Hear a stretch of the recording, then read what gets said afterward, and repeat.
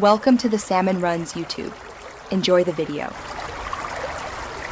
You start by confirming the essentials: Roblox installed, Cmd X mobile files downloaded, and permissions granted.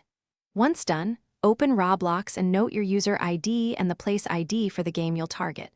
Make sure the injector package and any DLLs are in a single accessible folder on your device or cloud. Next, open Cmd X mobile and grant overlay permissions. This lets you inject while Roblox runs. After that, prepare the script you want to run and keep it ready for quick load. You now configure Cmd X mobile to match the game. Select the Roblox process and choose the injection mode: manual for control, auto for speed. Once chosen, load your payload and quickly scan for syntax issues. Errors here cause silent failures. Make sure memory access and input hooks are set to compatible levels so scripts can interact with the game. Then assign overlay hotkeys. These let you toggle features without leaving gameplay.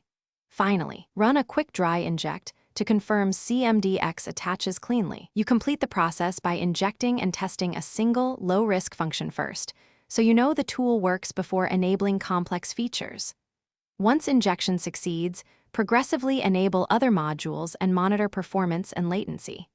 If injection fails, restart Roblox, regrant overlay and storage permissions, then retry. Intermittent app updates can break hooks. Make sure to keep backups of working scripts and use safe mode or whitelist checks to avoid conflicts. If persistent errors appear, revert. Thanks for watching. Consider subscribing if we helped you.